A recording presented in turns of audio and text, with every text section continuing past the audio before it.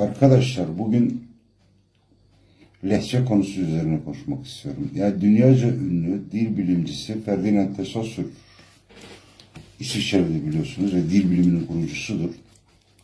Modern dil biliminin kurucusudur. Lehçelerin oluşabilmesi için 3 ana unsurdan bahseder. Nedir bu 3 ana unsur? Birincisi coğrafi faktörler. Nedir bu coğrafi faktörler? İki aynı dili konuşan gruplar birbirlerinden dağlar, sıra dağlar, ormanlar, denizler yahut benzeri bir şekilde başka bir coğrafi engelle birbirlerinden ayrılıp aralarına bir zaman, süreç yahut engel çıktığı zaman bunların dillerinin birbirlerinden farklılaşıp birbirinin lehçeleşmesi gayet muhtemel bir olaydır. Tarih içinde birçok millette de görülmüş şeylerdir bunlar. Diğeri ise kültürel farklılıklardır. Nedir bu kültürel farklılıklar? Misalen diyelim ki siz bugün Irak'ta konuşulan Kürtçe ile Rusya'da konuşulan Kürtçe arasında bir fark olması gayet açıktır. Nedir? Çünkü bir Rusçadan daha çok etkilenmiştir. Birisi Arapçadan etkilenmiştir. Yahut İran'daki de Farslardan etkilenmiştir. Farsçadan etkilenmiştir. Dolayısıyla bunu da anlayabiliriz.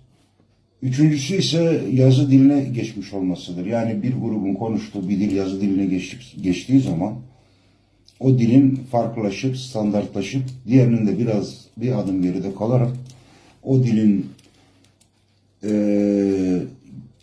bir lehçesi olarak gelişimini tamamlayabilmesi söz konusu olabilir.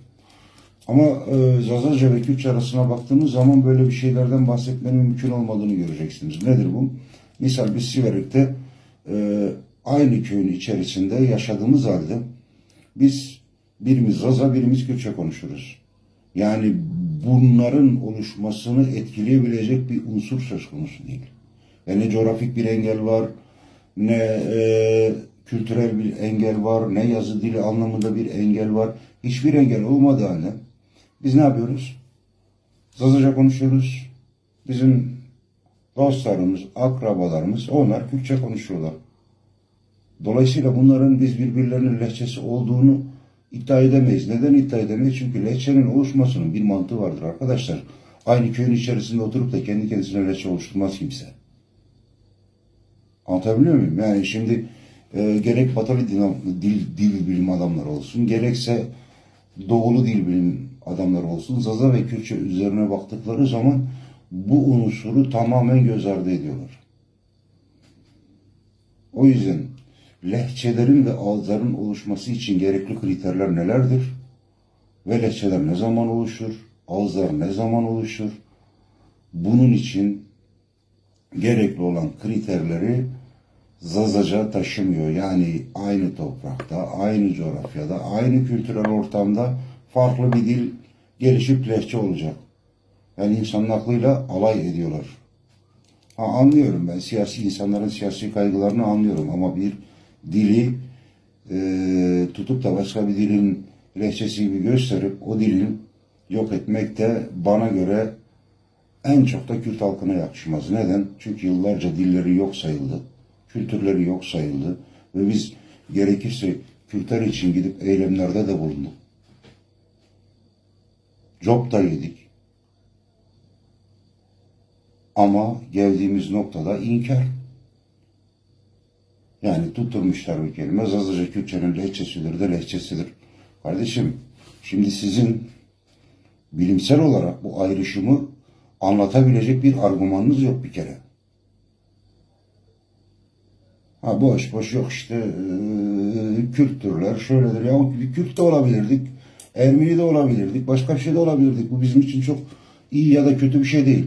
Ama biz Zaza'yız arkadaşım. Yani bunu tutup da yok bizi bölmeye çalışıyorsunuz. Yok savaş çıkarmaya çalışıyorsunuz. Hayır öyle bir şey yok arkadaşım. Biz Zaza'yız.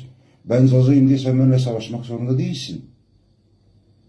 Ben Zaza'yım diye sana düşman oldum demek de değil bu. Bu coğrafyada yaşayan yüzlerce millet var. Yüzlerce dil var. Lazı var, Çerkezi var, Ibığı var. Var oğlu var. Bunlar sana zarar veriyor mu ki? Yok eğer siz kendi sayınızı Zazalarla artırmaya çalışıp evet siz de bize katılın. Bizim amacımız için çalışın. Ha, ya ama işin özünde siz de Zazacan'ın Kürtçe olmadığını bana göre çok çok iyi biliyorsunuz. Neden biliyorsunuz? Bir, televizyonlarınızın tamamı kurmancı. Gazetelerinizin tamamı kurmancı. Parti tüzüğünüz kurmancı. Belediye tabelalarınız kurmancı. Madem Zazaca Kürtçedir ve siz buna gerçekten inanıyorsunuz, o zaman televizyon kanallarınızı, gazetelerinizi, argümanlarınızı, belediye tabelalarınızı bundan sonra hepsini Zazaca yapın. Bu kadar süre biz kurmancı için çalıştık. Biraz da Zazaca olsun bunlar. Madem buna gerçekten inanıyorsunuz. Ama işin doğrusu sizin de biz buna inanmadığınızı çok çok iyi biliyorsunuz. İnanmıyorsunuz. Yani sizin buna inanmadığınızı biz açık ve net bir şekilde biliyoruz. Kalın sağlıcakla. Benim söyleyeceklerim bu kadar.